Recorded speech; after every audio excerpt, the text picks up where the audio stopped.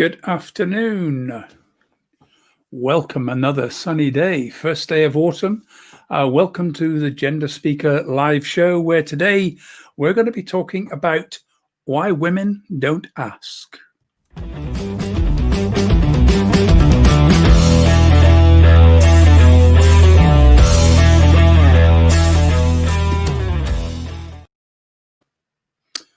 So, why women don't ask? Negotiating the gender divide.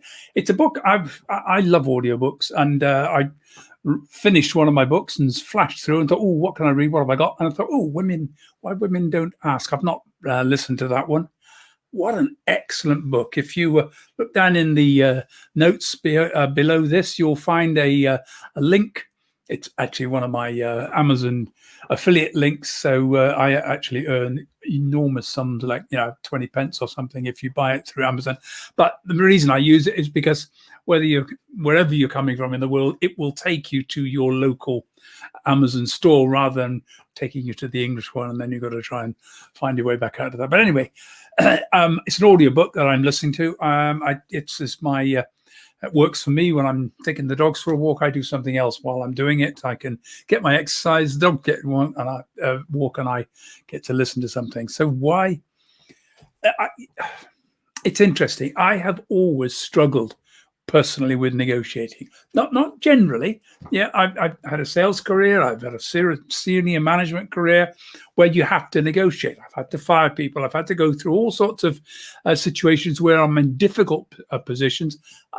A lot of that I know is before I changed gender, when I was still presenting as male. But yeah, I haven't changed. How I present myself has. But I still always had a huge problem negotiating for myself, and I still struggle. I'd far rather hand that off to somebody else. And in fact, a lot of people do. The reason why most actors and writers and people have agents is because the agents are skilled negotiators who are far better at doing the negotiating. Why do we employ lawyers when we have a problem? Because the lawyers are skilled negotiators, and they get into the negotiations, and they're not negotiating for themselves. They're negotiating for somebody else. And this is the big challenge that we've got. Negotiating for self is tougher than negotiating for others. Now, that said, men find it much easier to negotiate than women. Why is that? Is that because of the way we're brought up, or is that something inherent? And that's the question I'm taking away from this book yet. I'm not completely finished it, so this is going to be a bit of an introduction, and we'll probably come back to it sometime in the future. But what made me think, when I was listening to this, I thought, that's me. That's the kind of challenges I have as well. And I struggle with negotiating for myself. Women struggle more than men for negotiating for themselves. And there is a big challenge with this whole negotiation. So let's have a look at some of the issues that are going around this. And why we've got this problem. Equal Pay Act, 50 years ago.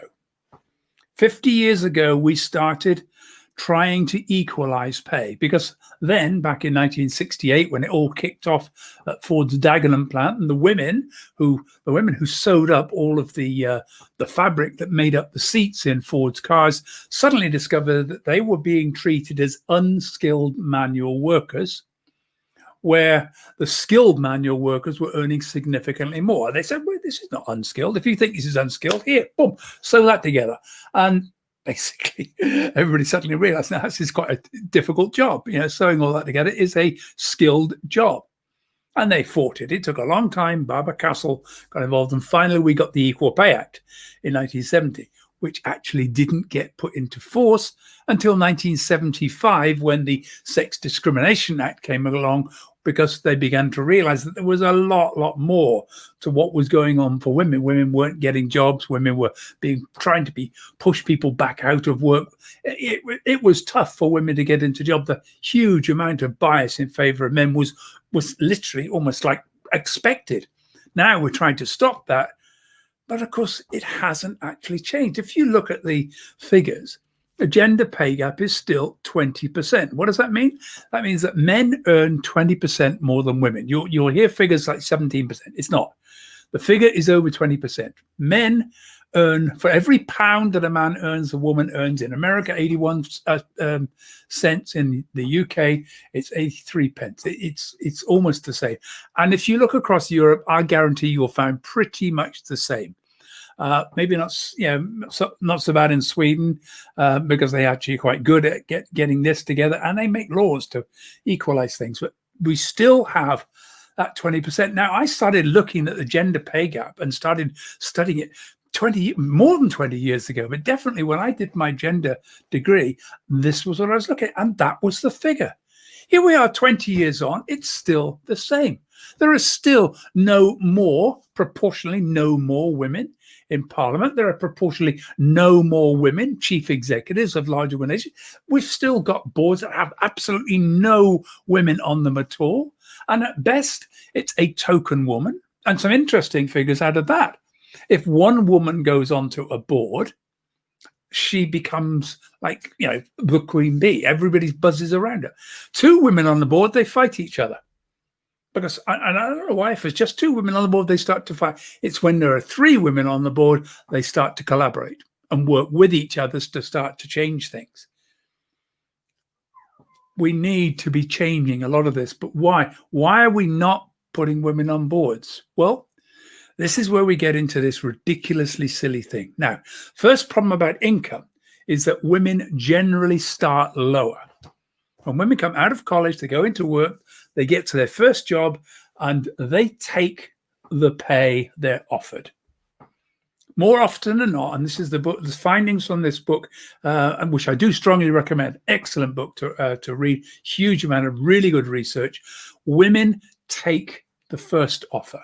They don't negotiate it. Glad to get a job. Pleased that somebody's even accepted them. So they will take the first job. Men, on the other hand, almost always negotiate. Now, a few years ago, about 10 years ago, I was on quite a number of boards, basically voluntary sector organizations, and I sat on the boards. And as a board member, I often got asked, would I please sit in on a recruitment panel, especially when it was someone more senior being appointed. And I noticed something very strange. We would put out the job description, and sadly, public sector has influenced the voluntary sector badly. So you get these huge, great big long job specs, or the person's got to be able to do this, and a great big list of all the expectations of what they can do in a job. Now, I know that that's the ideal. That's what you'd like, is someone who can come in and do all of that. But the reality is that that's never going to happen. You never get somebody who can come in. And if they did, it would be the wrong person for the job. You don't want somebody in a job who can do it all. You want somebody in a job who can grow into the job. They need to have some incentive to want to get better, to improve themselves, to push themselves forward. So you always want people coming into a job a little bit short of the full spec of what you're expecting. And the reality is you shouldn't be putting that, these are all the essential requirements. I think the problem is often these job specs are written by the person doing the job. And so they think this is, and it's really a big of an ego boost about this is how big my job is. But this is what happens when people are recruiting. Women look at that and think, oh, I can't do 2 of those. I won't apply. They won't take me. So a list of 30 essential requirements, almost no desirables, nearly always essential these days. And because they can't meet them all, they don't even apply. Men, on the other hand, and I actually saw this so many times, men will look down the list and say, okay, we've got 15 things. I can do 2 of those. I'll go into the rest. And so they apply. So they go in without anywhere near what's being required, but a couple of things that they can really, really do well, and they try to sell themselves on that. And on one occasion, we actually found somebody had applied for the junior post that was way overqualified for that, and they were absolutely qualified for the senior post. But then something weird happened. We actually gave this person the senior post. And when they got into the post, every day they panicked that they weren't going to be able to do this, that there was something about the job that was bigger than they were.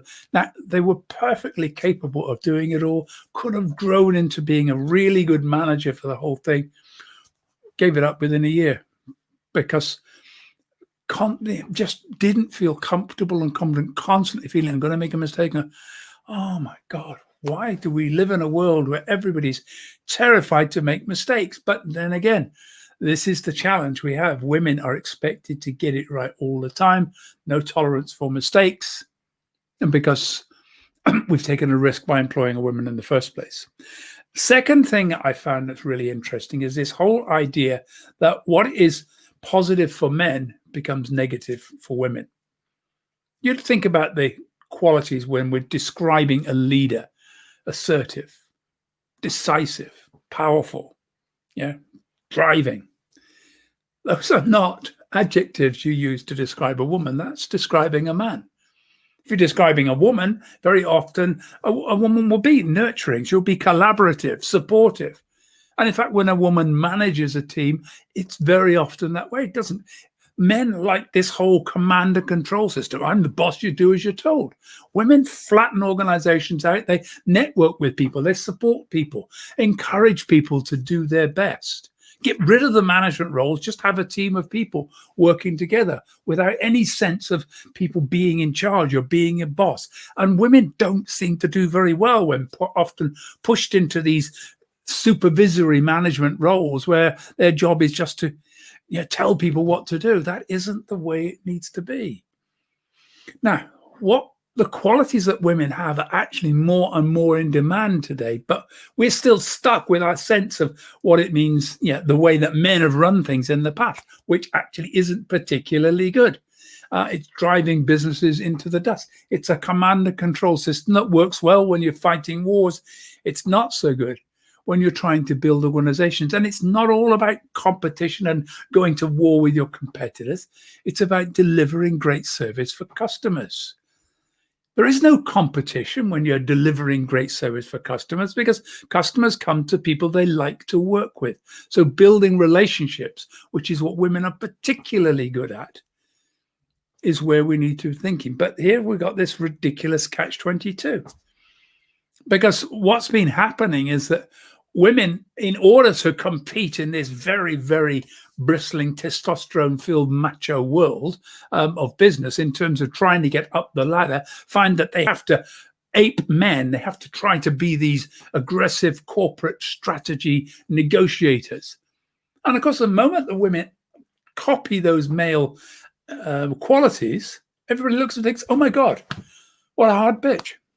Excuse the language. But that's the comment that's going on people's heads.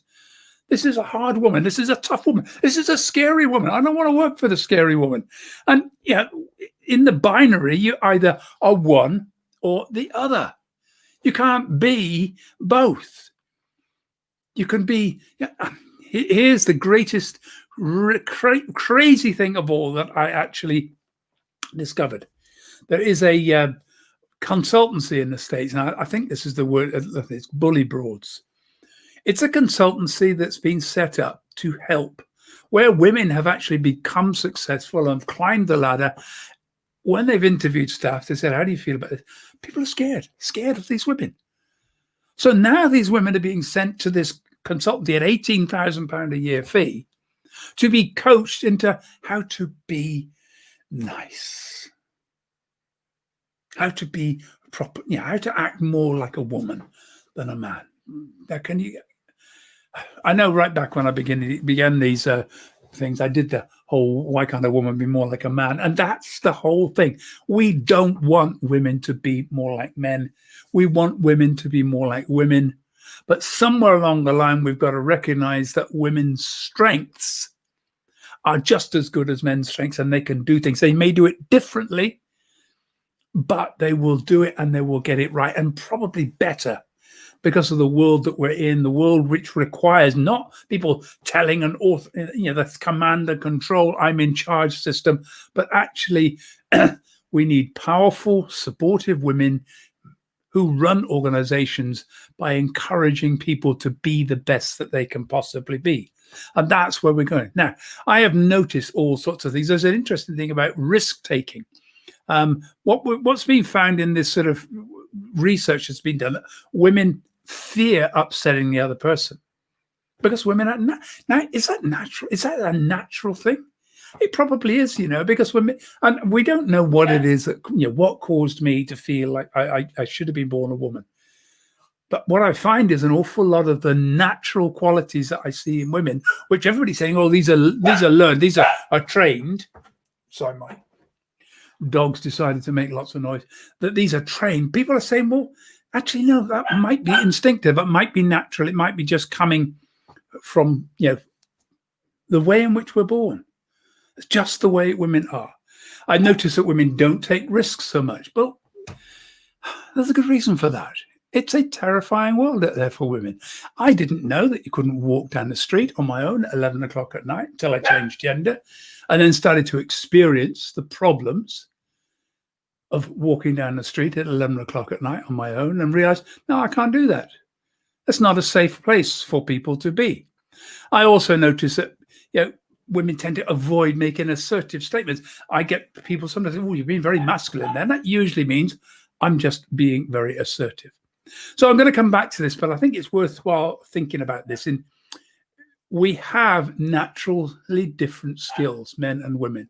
But if women try to be like men and negotiate like men and manage like men, they will actually end up in a catch-22 where the skills that we see and we actually admire in men, when women take them on, become negative. So you've got people saying you're no good as a leader because you're not assertive enough. The moment you're assertive, oh my God, you've been aggressive. So you have to find a different way. Don't try to get into that battle. Look at the natural skills that women have. The ability for collaboration and networking, those skills way, way better than men, absolutely far exceed them. And I will look at that in another talk. But I'll tell you this one story. I went to America to a big conference shortly after I changed gender. I bumped into some women. Oh my God, you must meet. And they told me who they needed to meet. A day later, they bumped into me. Ricky, please, this is Jenny. I told you ought to meet, and actually got me together. Where I noticed men would find somebody they thought was going to be really good for them. Yeah, this was a good contact. And they'd basically hold on to them. Not let anybody get close to them. They'd like guard them. This is my contact. Nobody else can come here. So women actually facilitated the connections, where men grabbed the connections that they wanted and then kept them to themselves.